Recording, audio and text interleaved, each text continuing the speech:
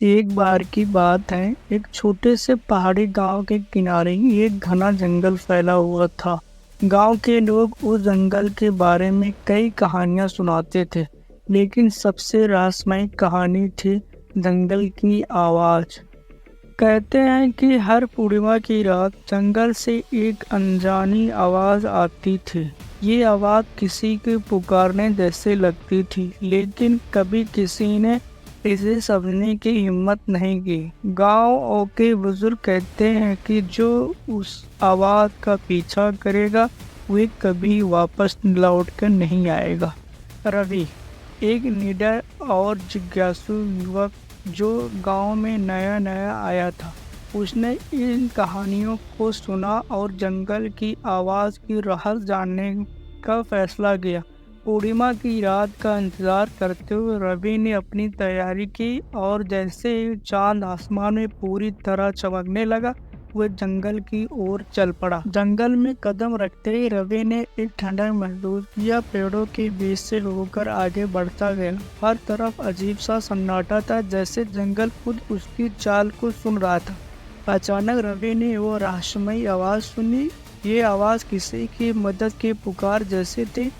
आवाज उसकी तरह खींचती रही और रवि ने तेजी से उस दिशा में दौड़ना शुरू कर दिया। जंगल के अंदर गहराइयों में रवि को एक पुरानी झोपड़ी दिखाई दी। झोपड़ी की खिड़कियों से हल्की रोशनी आ रही थी। रवि ने डरते हुए झोपड़ी के दरवाजा खोला और देखा कि अंदर एक बूढ़ा आदमी बैठा है, जो बहुत कमजोर लग रहा था। बूढ़ा आदमी उसकी ओर देखकर बोला, बेटा, तुम आखिरकार यहाँ पहुँच गए। आप कौन है और ये आवाज किसकी थी? बेटा, मैं वही हूँ जो इस आवाज को हर पूर्णिमा की रात सुनता हूँ। मैं इस जंगल की रक्षक हूँ।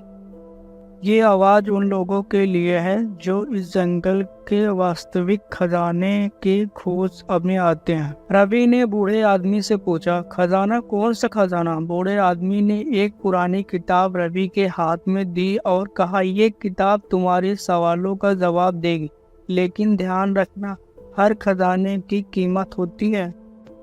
रवि ने किताब खोला और पढ़ना शुरू किया। किताब में उस जंगल के इतिहास और उस बूढ़े आदमी की कहानी लिखी हुई थी। रवि को समझ आ गया कि असली खजाना जंगल की हिफाजत और उसकी कहानियों में जिंदा रखना था। वह बूढ़ा आदमी जो कभी इस जंगल का रक्षक था और वह अपनी जिम्मेदारियों रवि को सौंप रहा था।